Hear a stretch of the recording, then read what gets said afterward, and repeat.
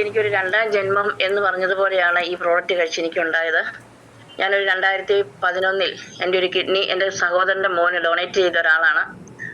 നമുക്കറിയാം, ഒരു kidney donate ചെയ്യാന്ന് പറഞ്ഞാൽ യാതൊരു അസുഖങ്ങളോ അല്ലെങ്കിൽ നമ്മുടെ ശരീരം അത്ര ഫിറ്റ് ആയിരിക്കുന്ന ഒരു ശരീരത്തിൽ നിന്ന് കിഡ്നി എടുക്കത്തുള്ളൂ. അങ്ങനെ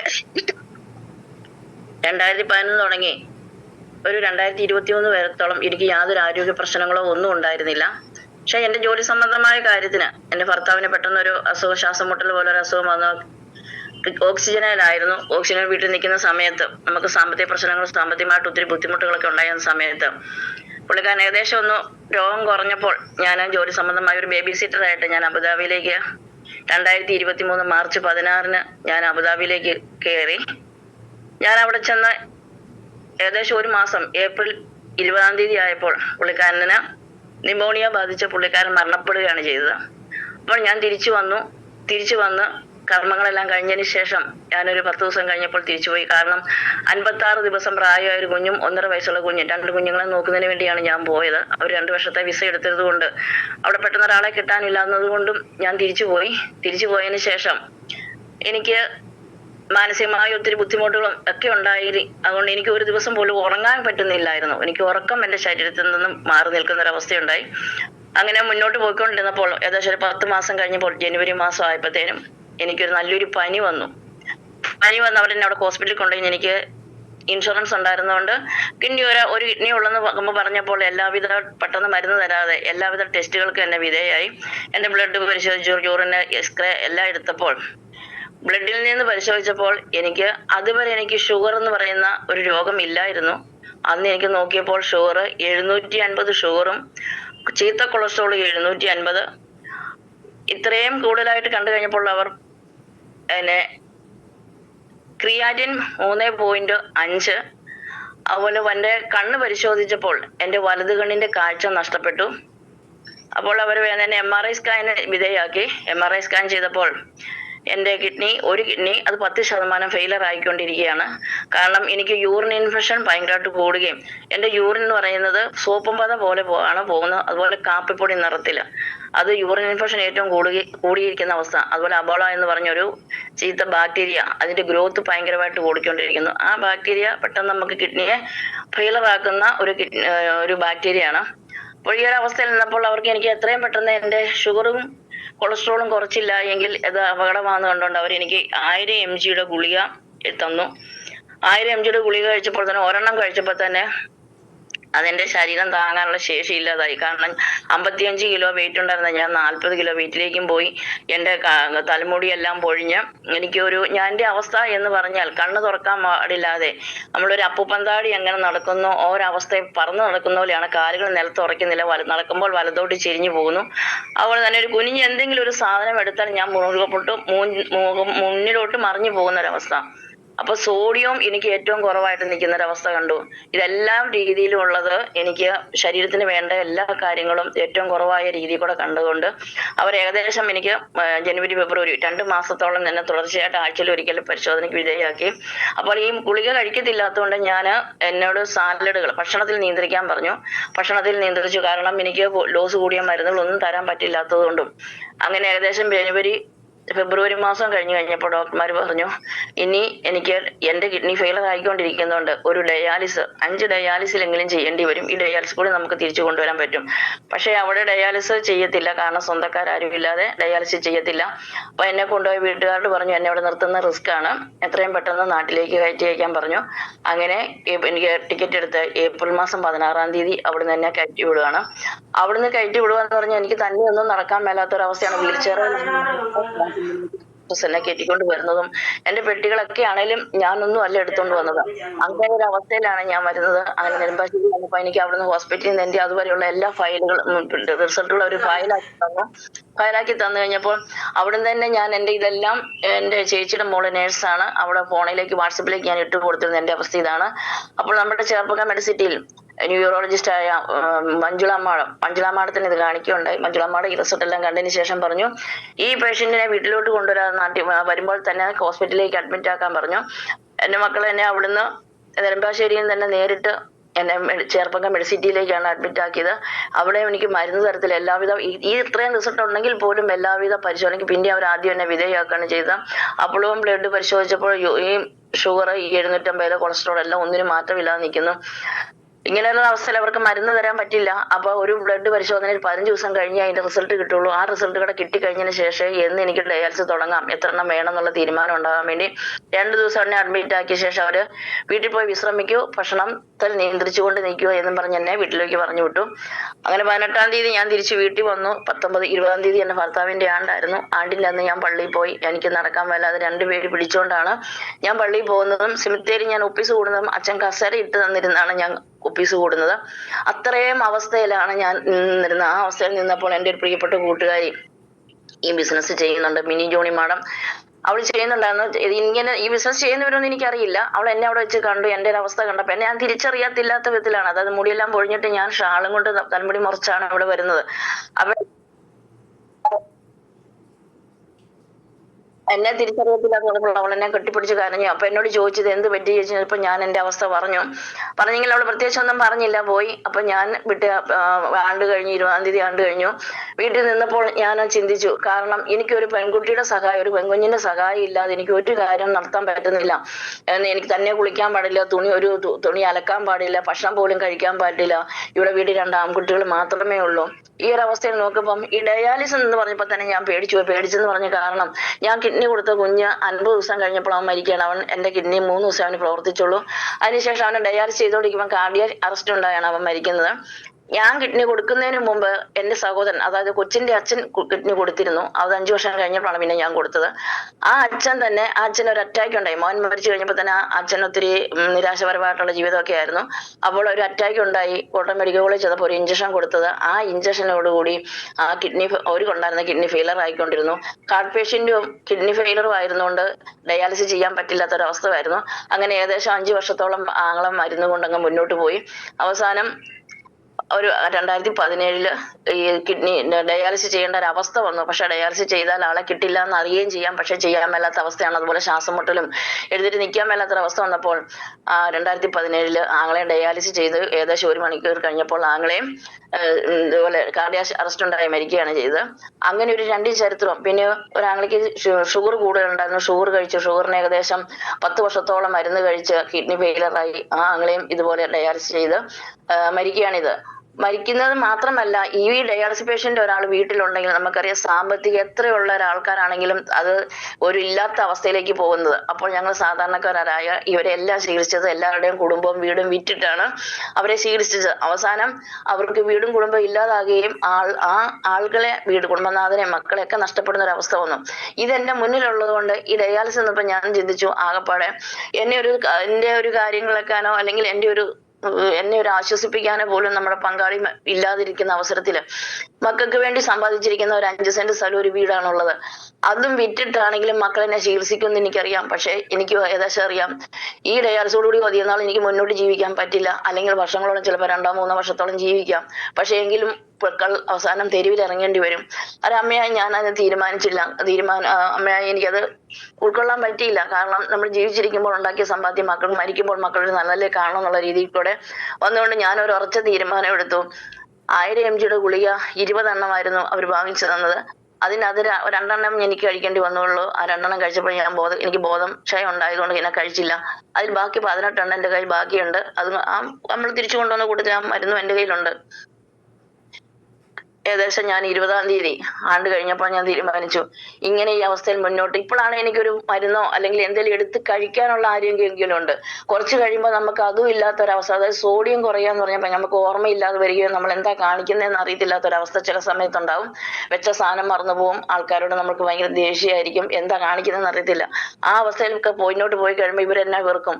അപ്പൊ അതിനു മുമ്പായിട്ട് നല്ല രീതിയിൽ ഇരിക്കുമ്പോൾ നമുക്ക് ഒരു ലോകത്തുനിന്ന് യാത്ര പറയുവാണെങ്കിൽ എല്ലാവർക്കും ഒരു സന്തോഷം, എനിക്ക് സന്തോഷമാവും, എൻ്റെ ആത്മാവ് സന്തോഷമാവും. മക്കളെ കഷ്ടപ്പെടുത്തിയില്ലെന്നുള്ള ബുദ്ധിമുട്ടുണ്ടാവില്ലെന്ന് ഓർത്തുകൊണ്ട് ഞാൻ ആ ഗുളിക മെയ് 8-ാം തീയതി ഞങ്ങളുടെ 35-ാം കല്യാണ വാർഷികമാണ്. അന്ന് പള്ളിയിൽ പോവുക, കുർബാന കണ്ടതിന് ശേഷം ഭർത്താവിന്റെ കുഴിമാടത്തിൽ പോയി ഇത് കൂട്ടി ഒരു 5 ഗുളിക എടുത്തോണ്ട് പോയി കഴിച്ച് അവിടെ വെച്ച് ആത്മഹത്യ ചെയ്യാൻ വേണ്ടി ഞാൻ കുറച്ച് തീരുമാനം എടുത്തു. അതുകൊണ്ട് ഞാൻ ഡയറി എടുത്തു. ഡയറിയിൽ എനിക്ക് ഈ ഭൂമിയിൽ ഇപ്പൊ 60 വയസ്സായി. 60 വയസ്സുകൾക്ക് മുമ്പ് 2 വർഷം മുമ്പാകുമ്പോൾ 58 വയസ്സ്. അത്രയും നാളുകൾക്ക് മുമ്പിൽ ആ വർഷം നമ്മൾ ഭൂമി ജീവിച്ചിരുന്നപ്പോൾ നമുക്ക് ഒത്തിരി ബന്ധുമിത്രാദികളും കൂട്ടുകാരും സ്നേഹിതരും ഒക്കെയുണ്ട്. ഇവരെയൊക്കെ എല്ലാം ഒരു നോക്ക് കണ്ടേച്ച് പോകാനുള്ള തീരുമാനം ഞാൻ ഉണ്ടായി. അതുകൊണ്ട് ഡയറിയ ഞാൻ ഓരോ ദിവസവും ആരെയൊക്കെ കാണാം, എവിടെയൊക്കെ പോകണം എന്നുള്ളത് ഞാൻ എഴുതി. 21 തുടങ്ങി ഈ മെയ് 7-ാം തീയതി വരെയുള്ളത് എഴുതി. അതിന്റെ പ്രയാണത്തിലാണെങ്കിൽ 21-ാം തീയതി ഞാൻ ഒരു ഓട്ടോ വിളിച്ച് ആദ്യമായിട്ട് ഞാൻ പോകുന്നത് എന്റെ ഇന്നത്തെ ബിസിനസ്സിൽ ഏറ്റവും കൂടുതൽ എനിക്ക് തന്നെ സഹായിച്ചുകൊണ്ടിരിക്കുന്ന പ്രിയപ്പെട്ട മാത്യു സാറുണ്ട്. റിട്ടയർഡ് CBI ഓഫീസറാണ്. ആ സാറിന്റെ വീട്ടിൽ ഞാൻ 6 മാസത്തോളം ജോലിക്ക് നിന്നതാണ്. ആ സാറും എന്റെ കുടുംബമായിട്ട് നല്ലൊരു ആത്മബന്ധമാണ്. ഞാൻ ഇല്ലാതിരുന്ന സമയത്ത് എന്റെ ഭർത്താവിന്റെയും മക്കളുടെയും കാര്യങ്ങൾക്കെല്ലാം നല്ല രീതിയിൽ നിന്ന സാറിനെ ആത്മാർത്ഥമായിട്ട് ഞാൻ എന്റെ അച്ഛന്റെ സ്ഥാനത്ത് കണ്ടുകൊണ്ട് സാറിനെ ഞാൻ കാണാൻ ചെന്നു. എന്നെ കണ്ടിട്ട് സാറ് അറിഞ്ഞില്ല. സാറ് ഞാൻ മരിക്കാൻ പോകുന്ന വിചാരത്തോടെ അല്ല, ഞാൻ സാറ് അബുദാബിക്ക് പോയി വന്നുകൊണ്ട് സാറിനെ കാണാൻ ചെന്നാണ് വിചാരിച്ചത്. എന്നെ കണ്ട് സാറും ചേച്ചിയും എന്നെ അറിഞ്ഞില്ല. സാറ് എന്നെ സ്വീകരിച്ചു. എന്ത് പറ്റിയും ചോദിച്ചപ്പോൾ ഞാൻ എന്റെ അവസ്ഥ പറഞ്ഞു. മെഡിസിറ്റിയിലെ മരുന്നല്ല, മെഡിസിറ്റിയിലാണ് നോക്കുന്നത്. അപ്പൊ എന്നോട് പറഞ്ഞു, ഭർത്താവ് ഇല്ലെങ്കിലും ഷാജി ഇല്ലെങ്കിലും കുടുംബം വിഷമിക്കണ്ട, ഞങ്ങളൊക്കെ അല്ലേ കൂടെയുള്ളത്. അപ്പൊ എന്റെ മൂക്കത്തെ മോന് കല്യാണം കഴിച്ച് അവൻ ഡൈവോഴ്സിലേക്ക് നിൽക്കുകയാണ്. അപ്പോൾ സാറിനോട് ഞാൻ പറഞ്ഞു, ഇളയ മോന് ഹോട്ടൽ മാനേജ്മെന്റ് പഠിച്ച് ILTC ഒക്കെ എഴുതിയിട്ട് എനിക്ക് 2 പേർക്കും ജോലികളൊന്നും ആയില്ല. അപ്പൊ ഞാൻ സാറിനോട് പറഞ്ഞു, സാറേ മൂത്ത മോന്റെ കാര്യം സാറ് നേക്കണം, അവനുമായിട്ട് സംസാരിച്ച് അവർ മുന്നോട്ട് പോകുന്നെങ്കിൽ മുന്നോട്ട് കൊണ്ടുപോവുക, ഇല്ലെങ്കിൽ അത് ഡൈവേഴ്സിലേക്കുള്ള കാര്യങ്ങൾ സാറ് എനിക്ക് ചെയ്തു തരണം. അതുപോലെ ഇളയ മോന് അവനും എവിടെയെങ്കിലും ഒരു ജോലി കിട്ടത്തക്ക രീതി സാറ് സഹായിക്കണം, വീട്ടിൽ വന്ന് ഇവരോടൊക്കെ ഒന്ന് സംസാരിക്കണം എന്നൊക്കെ പറഞ്ഞ് സാർ അതെല്ലാം ഓക്കെ. സാർ ഒന്നും കൊണ്ടും വിഷമിക്കണ്ട, ഞാൻ നാളെ തന്നെ വീട്ടിലെത്തിക്കോളാം, ഒന്നും കൊണ്ടും വിഷമിക്കണ്ട എന്ന് പറഞ്ഞ് എന്റെ പിള്ളേരുടെ 2 കാര്യം ഭദ്രമാക്കി സാറിനെ ഞാൻ ഏൽപ്പിച്ചു. അങ്ങനെ അന്നത്തെ ദിവസം തന്നെ ഞാൻ 6 വീടുകളിൽ പോയി. അങ്ങനെ ഓരോ ദിവസം അങ്ങനെ പോയി. 27-ാം തീയതി ആയപ്പോൾ ഒരു വൈകുന്നേരം ഞാൻ പോയിട്ട് വന്ന് കിടക്കുമെന്ന് പറഞ്ഞ് എനിക്ക് വീട്ടിൽ വന്നാൽ ഇരിക്കാനോ കിടക്കാനോ ഒന്നും പറ്റാത്തൊരവസ്ഥയാണ്. തന്നെ ഒന്നും ഭക്ഷണം ഒന്നും കഴിക്കാനോ എടുത്തു കഴിക്കാനോ ഒന്നും പറ്റില്ല. നമ്മൾ എപ്പോഴാ വീണ് പോവുക എന്നറിയില്ല. നമ്മളെ കണ്ണ് തുറക്കത്തില്ല, സംസാരിക്കണം നാക്കിന് കുഴച്ചില്. ഈ ഒരവസ്ഥയിൽ 27-ാം തീയതി ആയപ്പോൾ തിരുവനന്തപുരം എന്റെ പ്രിയപ്പെട്ട കൂട്ടുകാരി മിനി ജോണി മാഡം വീട്ടിൽ വരുന്നു. മിനി ജോണി മാഡം വീട്ടിൽ വരുന്ന കൂട്ടത്തിൽ തന്നെ നമുക്കറിയാം, നമ്മുടെ ജീവിതത്തിൽ ചില സമയങ്ങളിൽ നമ്മുടെ ജീവിതത്തിന്റെ വിജയത്തിന് വേണ്ടി ദൈവം ആരെങ്കിലും മാലാഖമാരെ അയക്കും എന്ന് പറഞ്ഞ പോലെ ജീവിതത്തിലേക്ക് കുറെ പേരെയൊക്കെ നമുക്ക് അയച്ചു തരും. അവരുടെ വാക്കുകൾ കേട്ടാൽ നമ്മുടെ ജീവിതത്തിൽ തന്നെ വിജയം ഉണ്ടാകും. കേൾക്കാതെ പോകുമ്പോഴാണ് നമുക്ക് പരാജയത്തിലേക്ക് പോകുന്നത്. എന്ന് പറഞ്ഞാൽ എന്റെ ജീവിതത്തിലേക്ക് തിരുവനന്തപുരത്ത് നിന്ന് വന്ന അശോകൻ സാറും Lekha madam Mini Johnny madam കൂടെയാണ് എന്റെ വീട്ടിലേക്ക് കയറി വന്നത്. അവർ വന്നതിന് ശേഷം ഞാൻ കിടക്കായിരുന്നു. എന്റെ ഈ ബിസിനസിനെ പറ്റി പറയാനൊന്നുമല്ല, എന്റെ അസുഖങ്ങളെ പറ്റി ചോദിച്ച വിവരങ്ങളൊക്കെ അവർ ചിരിച്ചുകൊണ്ട് പറഞ്ഞു, നമുക്ക് ഇതുപോലെ ഒരു പ്രോഡക്റ്റ് ഉണ്ട്, അപ്പൊ അത് മരുന്നാണെന്നാണ് ഞാൻ വിചാരിച്ചിരുന്നത്. അപ്പൊ ഞാൻ അവരോട് പറഞ്ഞു, അബുദാബിയിലെ 8 ഡിപ്പാർട്ട്മെന്റിലെ ഡോക്ടർമാർ നോക്കിയിട്ടും മെഡിസിറ്റിയിലെ ഏറ്റവും പ്രഗത്ഭയായ ഡോക്ടർ നോക്കിയിട്ട് എനിക്ക് ഡയാലിസിസ് ആണ് പറഞ്ഞത്. അപ്പോൾ ഡയാലിസിസ് പറയുന്നതിനപ്പുറം ആ ഡോക്ടർമാർ പറഞ്ഞപ്പോൾ, ഡോക്ടർ അല്ലാത്ത നിങ്ങൾ പറയുന്ന മരുന്ന് ഞാൻ എന്ത് വിശ്വാസത്തിലാണ് കഴിക്കുന്നത്, അതിനോട് ഭേദമാകുമോ ഇല്ലല്ലോ, എനിക്ക് കുറെ പൈസയും കൂടെ ചെലവാകും എന്നല്ലാതെ വേറെ എന്താണ് ഇതിന് മാർഗം എന്ന് പറഞ്ഞപ്പോൾ അവര് പറഞ്ഞു, ഏതൊക്കെയാലും ഇത്രയും മരുന്ന് കഴിച്ചില്ല, കൊടുത്തത് മരുന്നല്ല, വെൽനസ് പ്രോഡക്റ്റാണ്. വെൽനസ് പ്രോഡക്റ്റ് എന്ന് പറഞ്ഞാൽ അന്നെന്താന്ന് പോലും എനിക്ക് അറിയത്തില്ലാത്ത അവസ്ഥ. കഴിച്ചു നോക്ക് എന്ന് പറഞ്ഞു. പക്ഷേ എനിക്ക് അവരെ നമുക്ക് മരണം തീരുമാനപ്പെടുത്തി കഴിഞ്ഞാൽ പിന്നെ ഒരാളെ കാണുന്നതിനോ ഒരാളോട്ട് സംസാരിക്കുന്നതിനോ അല്ലെങ്കിൽ കൂടുതൽ കാര്യങ്ങൾ കേൾക്കാനുള്ള ഒരു മനോസ്ഥിതിയല്ല. അത് ആ രീതിയിലേക്ക് പോയതുകൊണ്ട് ഞാൻ ഓർക്കുകയാണ്, നമ്മൾ ആരെയും കാണാതെ ഇഷ്ടപ്പെടാതെ നമ്മൾ കഴിഞ്ഞു പോയ കാര്യങ്ങൾ ഓർത്തുകൊണ്ടൊക്കെ ഇരിക്കാനുള്ളതില്ല. അപ്പോൾ നമ്മുടെ അടുത്ത് വരുന്ന ആൾക്കാർ എത്രയും പെട്ടെന്ന് പറഞ്ഞു വിടുക എന്നുള്ളതാണ് അന്നത്തെ എന്റെ മനസ്സിലാണ് തോന്നിയത്. അപ്പൊ അവരോട് ഞാൻ പറഞ്ഞു, എന്തായാലും അവരെന്തേലും സംസാരിക്കാൻ വന്നില്ല, 10 മിനിറ്റിന് മുന്നിൽ. അതിനുമ്പോൾ ഞാൻ പറഞ്ഞു, എന്ത് സാധനമാണ് ഞാൻ കഴിച്ചോളാം, കൊണ്ടുവരാൻ പറഞ്ഞു. കാരണം എന്റെ കയ്യിൽ അന്നേരം പൈസ ഇല്ല. അപ്പൊ പൈസ കൊടുത്ത് ഏകദേശം ഒരു 8-10 പ്രോഡക്റ്റോളം പറഞ്ഞു. അതിന്റെ എല്ലാം വില കൂട്ടി ഇപ്പൊ 10-15 രൂപയോളാകും.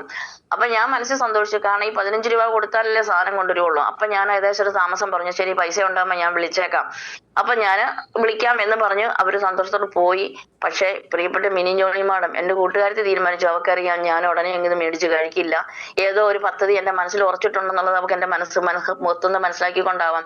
പിറ്റേ ദിവസം രാവിലെ തന്നെ ഈ പ്രോഡക്റ്റ് അവിടെ കയ്യിലിരിക്കുന്നത് മുഴുവൻ കൊണ്ടുവന്നു. എനിക്ക് കൊണ്ടുവന്ന പ്രോഡക്റ്റ് എന്ന് പറയുന്നത് ഡയബ ലൈഫ് പ്രോട്ടീൻ പൗഡർ, വെൽഹാർട്ട്, യൂറിഫ്രഷ് ലിക്വിഡും ക്യാപ്സൂളും, സ്പൈനാവോടെ ഡെയിലി ഡീറ്റോസ്, ലിവാഗെയിന 95, ഇത്രയും സാധനങ്ങൾ കൊണ്ടുവന്നു. ഈ പ്രോഡക്റ്റ് എല്ലാം കണ്ടു കഴിഞ്ഞപ്പോൾ തന്നെ എനിക്ക് ആകപ്പാടെ ആദ്യം, കാരണം 1000 mg ഒരു ചെറിയ ബട്ടൺസ് ഉള്ള ഒരു ഗുളിക കഴിച്ചപ്പോൾ ഞാൻ ബോധം കെട്ടുപോയെങ്കിൽ ഇത് പൊരികൾ ഓരോന്ന് ഞാൻ പൊട്ടിച്ചു നോക്കി. എനിക്ക് 5 അടി പൊക്കം പോലും ഇല്ല. പക്ഷെ ഈ ക്യാപ്സൂളിന് തന്നെ ഒരു 6 അടിയോളം നീളമുണ്ട്. ഇത് തന്നെ കഴിച്ച് വിലങ്ങി തന്നെ ഞാൻ ചത്തുപൊക്കോളും എന്ന് ഞാൻ തീരുമാനിച്ചു. ആദ്യത്തെ ഒരു ദിവസം തന്നെ ഈ പ്രോഡക്റ്റ് തന്നെ കഴിച്ച് ഞാൻ മരിച്ചു പൊക്കോളും എന്നുള്ള രീതിയിൽ കൂടെ. അപ്പോൾ എന്നോട് പറഞ്ഞു, ചേച്ചി പ്രാർത്ഥിച്ചിട്ട് കഴിക്കുക, ചേച്ചിക്ക് ജീവിതത്തിലേക്ക് ഒരു മാറ്റം ഉണ്ടാകുമെന്ന് പറഞ്ഞ് അവൾ എന്നെ ആശ്വസിച്ചിട്ട് പോയി. അന്ന് വൈകുന്നേരം തന്നെ ഈ ഓരോ പ്രോഡക്റ്റുകളും ഞാൻ കഴിക്കാൻ തുടങ്ങി.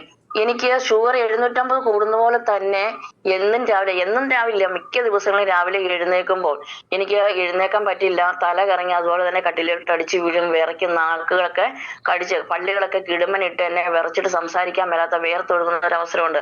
ആ സമയത്ത് എനിക്ക് അബുദാബിയിൽ വെച്ചുണ്ടായിരുന്നു. അപ്പൊ ആദ്യത്തെ എനിക്കത് എന്നാന്ന് അറിയത്തില്ലായിരുന്നു. പക്ഷെ അന്നത്തെ അവിടുത്തെ മോള് നേഴ്സായിരുന്നു, ഓടി വന്ന് എന്റെ കയ്യിൽ നിന്നും ബ്ലഡ് കുത്തിയെടുത്ത് അവർ പരിശോധിക്കുമ്പോൾ എനിക്ക് ഷുഗർ 40-ലേക്കൊക്കെ വരും. അപ്പൊ അന്നേരം പഞ്ചസാര കലക്കി എനിക്ക് തരുമായിരുന്നു.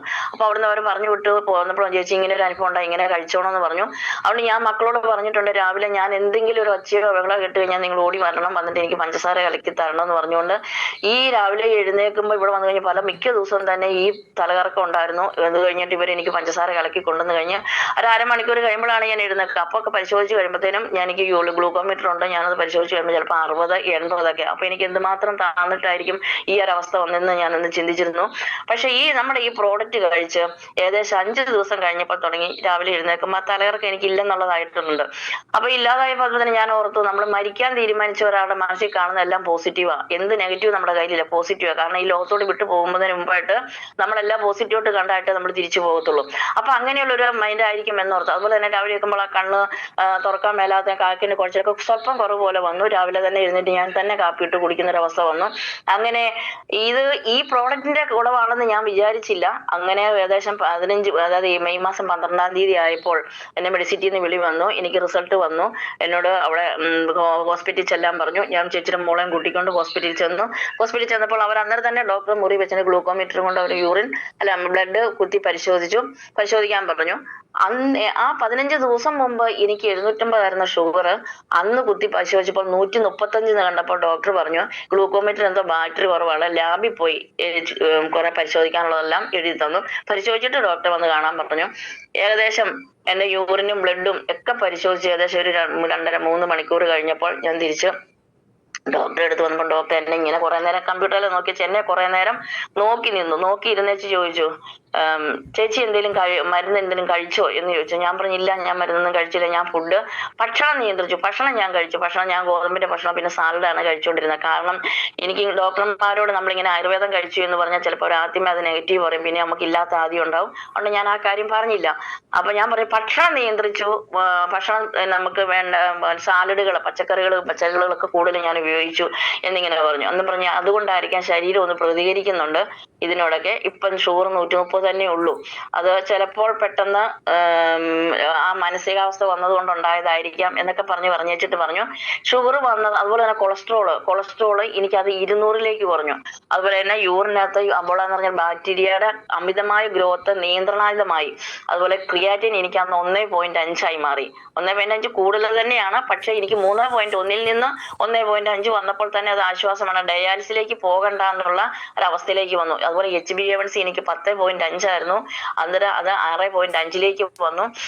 അങ്ങനെ എല്ലാം എനിക്ക് ഒരു അപകടാവസ്ഥ മാറി എന്ന് പറഞ്ഞാൽ ഇപ്പൊ തന്നെ ഡോക്ടർ പറഞ്ഞു ഷുഗർ വന്നതല്ലേ, ഷുഗർ വന്നത് കൊണ്ട് ഒരു ചെറിയ ഡോസ് ഉള്ള ഒരു ഗുളിക അത് കഴിക്കണം എന്ന് പറഞ്ഞ് ആ ഗുളികയ്ക്ക് മാത്രം എഴുതി തന്നിച്ച് പറഞ്ഞു ഇപ്പോൾ എന്തെല്ലാമാണ് ഭക്ഷണത്തിൽ കൂടെ നിയന്ത്രിച്ച് കഴിച്ചു പോകുന്ന അതുപോലെ തന്നെ മുന്നോട്ട് പോവുക. കാരണം ഞങ്ങൾക്ക് അധികം ഇംഗ്ലീഷ് മരുന്ന് കഴിക്കാൻ പാടില്ല, കിഡ്നിൽ ഇങ്ങനെ ഫെയിലർ ആയിക്കൊണ്ടിരിക്കുന്നതുകൊണ്ട് ഇനി അധികം ഇംഗ്ലീഷിന്റെ മരുന്നിന്റെ ഡോസേജ് കൂട്ടണ്ട എന്ന് പറഞ്ഞു വിട്ടു. ഒരു 20 ദിവസം കഴിയുമ്പോൾ വരാൻ പറഞ്ഞു വിട്ടു.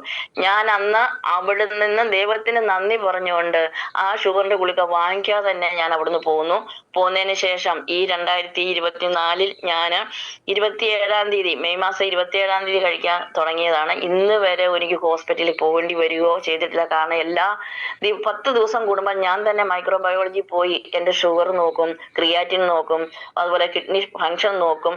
അങ്ങനെ എല്ലാവിധ ഒരു പാക്കേജ് എടുത്ത് ഞാൻ എന്റെ റിസൾട്ട് നോക്കും. അതിൽ നിന്ന് എന്തെങ്കിലും കൂടുതൽ മാറ്റമോ തോന്നിയിട്ടുണ്ടെങ്കിൽ മാത്രമേ ഹോസ്പിറ്റലിൽ പോകാറുള്ളൂ. പക്ഷെ ഇതുവരെ എനിക്ക് ഹോസ്പിറ്റലിൽ പോകേണ്ട ഒരു അവസ്ഥ വന്നിട്ടില്ല. ഇന്നും ഞാൻ ആരോഗ്യത്തോടെ ഇരിക്കുന്നു. എന്റെ മുടികളൊന്നും ഞാൻ തലയിൽ മുത്തിയേച്ച് എണ്ണയൊന്നും വെച്ചില്ല. പക്ഷെ ഈ പ്രോട്ടീൻ പൗഡർ നമ്മുടെ ഓരോ പ്രോഡക്റ്റ് കഴിക്കും തോറും എനിക്ക് ഇന്നിപ്പം ഞാൻ 55 കിലോ ഉണ്ട്. എനിക്ക് ആ പഴയ വെയിറ്റ് വന്നു. എന്റെ മുടികൾ എനിക്ക് പൊഴിഞ്ഞു പോയത് ഉള്ളതിനേക്കാളും നല്ല ഉള്ളായിട്ട് എനിക്ക് മുടികളൊക്കെ വന്നു. അത് തന്നെയല്ല എനിക്കൊരു ആരോഗ്യം. നേരത്തെ ഞാൻ എല്ലാ പണികൾക്കും ജോലി ചെയ്യാൻ പോകുന്നുണ്ട്, പുറത്തോടെ ജോലിക്ക് ഞാൻ പോകുന്നുണ്ട്. അന്ന് എനിക്ക് ഒരു 20-25 വയസ്സിലുണ്ടായിരുന്ന അതേ ആരോഗ്യം തന്നെയാണ് ഇന്ന് എനിക്കിവിടെ. ഞങ്ങൾ ഞങ്ങളൊക്കെ ഈ നമ്മുടെ ഈ ബിസിനസിന്റെ വല്ല ടൂറുകളൊക്കെ വെക്കുമ്പോൾ ഞങ്ങളൊക്കെ അടിച്ചു പൊളിക്കാന്ന് പറഞ്ഞു കഴിഞ്ഞാൽ അപ്പൊ ഇവരൊക്കെ ചോദിക്കും ഞാൻ റബ്ബർ പാല് കുടിച്ചിട്ടാണോ ചാടുന്നത്. അതുപോലെ ഞാൻ ചാടും. കാരണം ഇവരൊക്കെ എന്നെ വഴക്ക് പറയും. അപ്പോൾ ഞാൻ പറയും എനിക്ക് മരിച്ച് മുകളിലേക്ക് പോകാൻ രണ്ടാം ജന്മം തന്നപ്പോൾ ഞാൻ ഇനി ഈ ജീവിതം ഞാൻ ആസ്വദിക്കല്ല, പിന്നെ ഞാൻ എന്താണ് ചെയ്യേണ്ടത്? അങ്ങനെ ഞാൻ ഇതിൽ നിന്ന് രക്ഷപ്പെട്ടു കഴിഞ്ഞപ്പോൾ ഒരു 2 മാസത്തോളം, 1 മാസം കഴിച്ചു എനിക്കിത് ഓടി നടക്കാറായി കഴിഞ്ഞപ്പോൾ ഞാനൊരു അബുദാബിയിൽ നിന്ന് വന്നപ്പോൾ തന്നെ ഇവിടെ എല്ലാവരും പറഞ്ഞു ഞാൻ കൂടുതലായിട്ടാ വന്നത്, എനിക്ക് ഞാൻ മരിക്കാറായ വന്നതെന്നും പറഞ്ഞുകൊണ്ട് മരങ്ങാട്ടുപള്ളി പഞ്ചായത്തിൽ ഞാൻ ചീഫ് ചെയർപേഴ്സണായിട്ട് 10 വർഷം ഇരുന്നാണ്. പഞ്ചായത്തിൽ നിന്നും അതുപോലെ തന്നെ എൻ്റെ സുഹൃത്തുക്കളൊക്കെ എന്നെ കാണാൻ വന്നതാണ്. ക്ഷീണാവസ്ഥയിൽ ഇരിക്കുന്ന എന്നെ മരിക്കാനിരിക്കുന്ന എന്നെ കാണാൻ വന്നതാണ്. അത് കഴിഞ്ഞതിന് ശേഷം ഞാൻ മരങ്ങാട്ടുപള്ളിയോട് ഓടിപ്പാടി നടന്നു കഴിയുമ്പോൾ എല്ലാവരും ചോദിക്കുന്നു എവിടെ നിന്നുള്ള മരുന്നാണ്, എന്താണ്?